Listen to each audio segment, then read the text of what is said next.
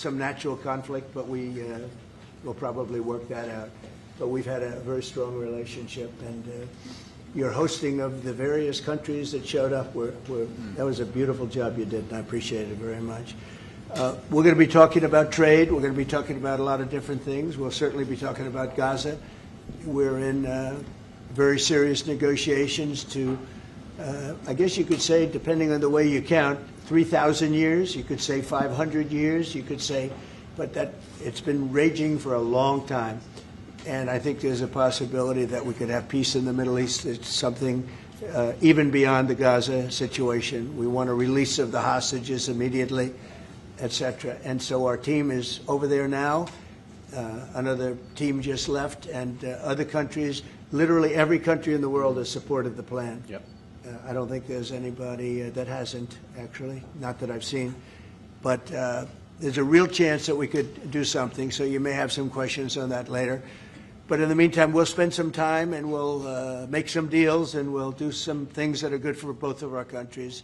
And Mark, it's an honor to have you. Thank you very much. Thank you very much, Mr. President. If I may, you kindly hosted me and some of my colleagues a few months ago, and I said at the time, you are a transformative president. And since then, the transformation in the economy, unprecedented commitments of NATO partners to defense spending, peace from India, Pakistan through to Azerbaijan, Armenia, disabling Iran as a force of terror, and now, and I'm running out of time, but this is in many respects the most important. The merger of Canada and the United States.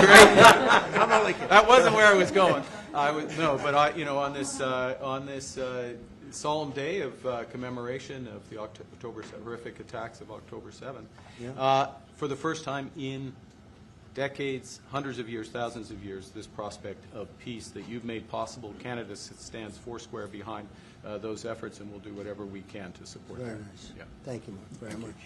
Any questions? Is there any, what would it take for you to drop or lower your tariffs on Canadian sectors, including aluminum and steel? Well, we're going to be talking about that with the Prime Minister. We'll be talking about tariffs. We'll be talking about a lot of that, but that's for a little bit later on. I want to just acknowledge our great ambassador. Is he doing a good job? He's doing a good job. Otherwise, I'll get him out of there so fast. No, you have a good job. Is it the White House's position that furloughed workers should be paid for their back pay? I would say it depends on who we're talking about. I can tell you this, the Democrats have put a lot of people in great risk and jeopardy, but it really depends on who you're talking about. But for the most part, we're going to take care of our people. There are some people that really don't deserve to be taken care of, and we'll take care of them in a different way. Okay? Thank you. Mr. President, in your opinion, why has Canada and the United States failed to reach an agreement up until now? Well, it's a complicated agreement, more complicated maybe than any other agreement we have on trade, because, we have natural conflict. We also have mutual love. We have great love for each other. I love this. I love Canada and the people of Canada, and Mark feels the same way about here. The problem we have is that they want a car company and I want a car company, meaning the U.S. wants a car company, and they want steel and we want steel. So in other countries, they're very far away, and there's no problem. You can compete and you can do. We don't like to compete because we sort of hurt each other when we compete. And so we have a natural conflict. It's a natural business conflict. Nothing wrong with it. And I think we've come a long way over the last few months, actually, in terms of that relationship. So when it comes to trade, the United States was always giving everything. They gave everything to Canada. They would let car companies leave here and go to Canada. But that hurts the United States. And, other presidents didn't see that. They weren't business-oriented. They might have been good politicians in some cases, not in all cases. They were bad at both. But it's a very natural conflict, and it's something that we're working out. Canada has offered a lot of compromise this summer. Are you willing today to offer some compromise to Canada, maybe on steel and then maybe not? Well, we've made compromise, and we've made some compromise even on steel. But, we have the same basic authority and the same this could be also a little bit of a conflict with other countries all over the world on steel, because we want to make our own steel. We don't want to bring steel in for the most part, but we will bring it in, and we do bring it in. We continue to bring it in from Canada, but there is a tariff to pay, and I think that would be a normal thing to say. But we've come a long way. I think, Howard, we can truly say. Do you want to make a comment on that?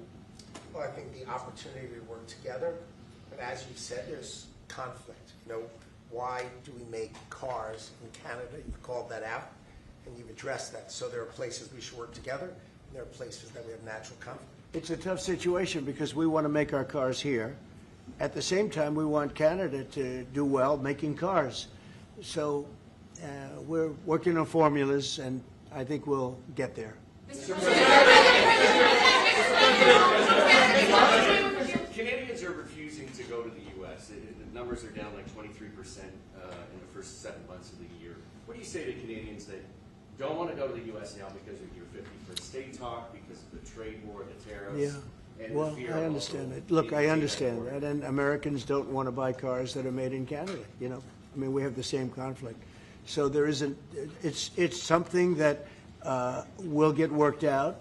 There's still great love between the two countries, but you know, American people want product here. They want to make it here.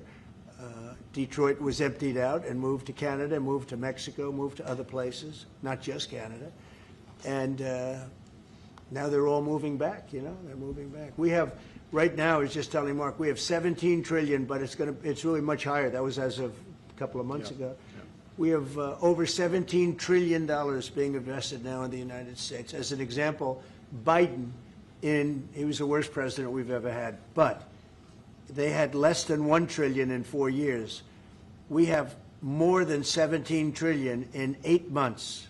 8 months. And I think that number is going to be $22 trillion. There's never been anything like that in the history of the world for any country, not even close. You know, if you did $1